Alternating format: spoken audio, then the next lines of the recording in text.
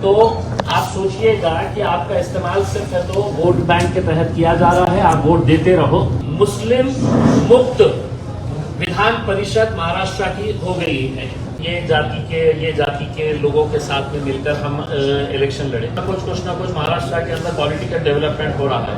आज जो एक पार्टी के अंदर है वो रात हुए तक दूसरी पार्टी में चले जाता है, सुबह हुए तक तीसरी पार्टी में चले जाता है। महाराष्ट्र में एक भी मुसलमान एमपी नहीं। 14% आबादी भारत में मुसलमानों की है और सिर्फ 4% एमपी जीत कर आ रहे हैं। हम सब जब डाल रहे हैं वोट तो हमको क्यों नहीं वोट डालते?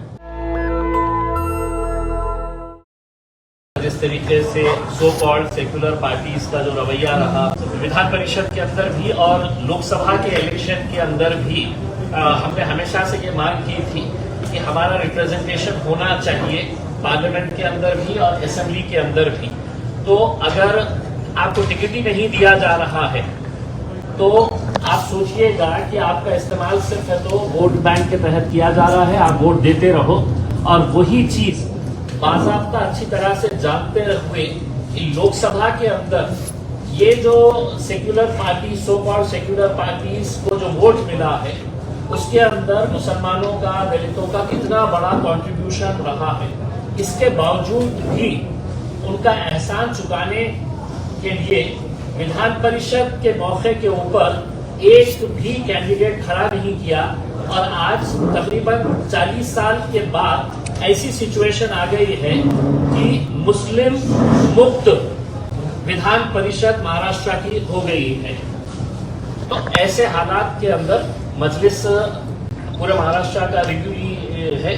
बैरिस्टर असदुद्दीन अवैसी साहब आए हैं, हमारे हैदराबाद के एमएलए बलाला साहब आए हैं और सभी डिस्ट्रिक्ट के जितने भी ऑफिस बेयरर्स हैं उनके साथ चर्चा हुई है और बहुत जल्द इसके ताल्लुक से फैसले लिए जाएंगे।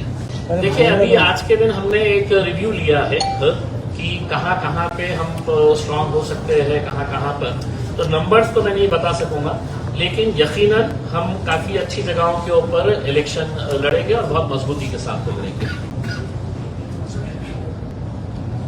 बोलिए, एकटे लढणार की कोणाला सोबत घेणार? देखिए, आज की पोजीशन के अंदर तो हम अकेले हैं।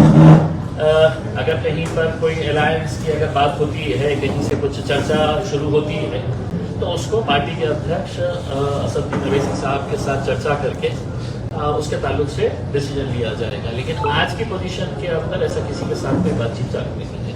कुछ दिन पहले मनोज जरांगे जी ने कहा था कि महाराष्ट्र में मुस्लिम, दलित और बाकी जो पिछड़े वर्ग है उनको साथ लेकर महाराष्ट्र के आने वाले चुनाव वो लड़ने वाले हैं।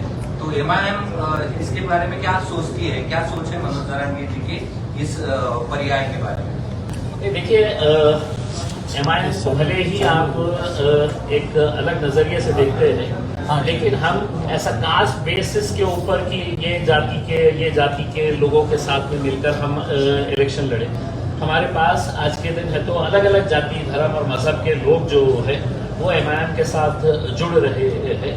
तो जरांगे पाटिल साहब ने जो कहा है, आने वाले वक्त के अंदर पॉलिटिकल सिचुएशन सिनेरियो क्या होने वाला है ये देखने को मिलेगा। हर रोज कुछ ना कुछ महाराष्ट्र के अंदर पॉलिटिकल डेवलपमेंट हो रहा है। आज जो एक पार्टी के अंदर है वो रात हुए तक दूसरी पार्टी में चले जाता है, सुबह हुए तक तीसरी पार्टी में चले जाता है। तो अगले कुछ दिनों के अंदर बहुत कुछ बदलाव आने वाला है। उसके बाद डिसीजन लिया जाएगा अगर किसी को साथ में लेकर चलना है।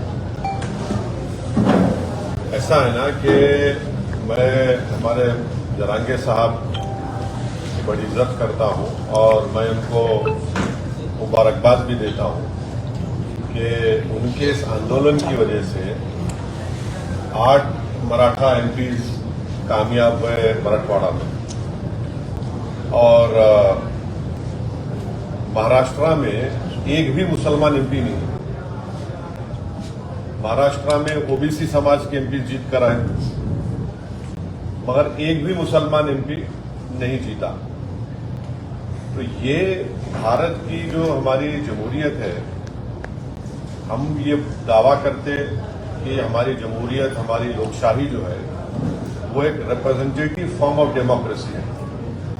अब रिप्रेजेंटेटिव फॉर्म ऑफ डेमोक्रेसी में आपका हर समाज का एमपी जीतकर जाता है महाराष्ट्र से, और एक समाज का कोई एमपी नहीं जीतता है तो मुसलमान समाज का है।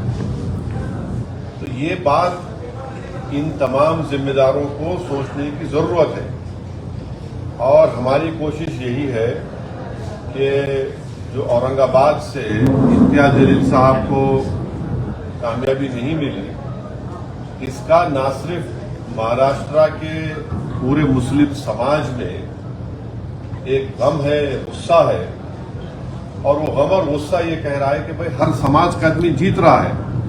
हमारा एक एमपी था मुस्लिम समाज का, उसको हराने के लिए सब मिलकर उसको हरा दिए। तो ये सच्चाई है, और भारत की पार्लियामेंट में आज पहली मर्तबा ऐसा हुआ है कि अपर कास्ट और backward OBC, other backward class का रिप्रेजेंटेशन बराबर हो चुका है भारत की पार्लियामेंट में। और किसी समाज का अगर पॉलिटिकल रिप्रेजेंटेशन सिर्फ 4% है, 14% आबादी भारत में मुसलमानों की है, और सिर्फ 4% एमपी जीत कर आ रहे हैं। तो ये आखिर ये मुसलमानों से उनको वोट डालने के लिए क्यों पीछे हट रहे? मुसलमान तो झोली भर भर कर वोट डाला ना सबको। हम सब जब डाल रहे हैं वोट, तो हमको क्यों नहीं वोट डालते? तो ये सवाल मेरा ये तमाम पॉलिटिकल पार्टी से, ये तमाम लीडर से। नेशनल दस्तक की आपसे गुजारिश है कि अगर इसको बचाना चाहते हैं तो नेशनल दस्तक को सब्सक्राइब करने के लिए रेड कलर के सब्सक्राइब बटन को दबाएं, फिर बेल आइकन की घंटी दबाएं। नेशनल दस्तक को बचाने के लिए बहुत जरूरी है कि हर खबर को शेयर करें, लाइक करें, कमेंट जरूर करें।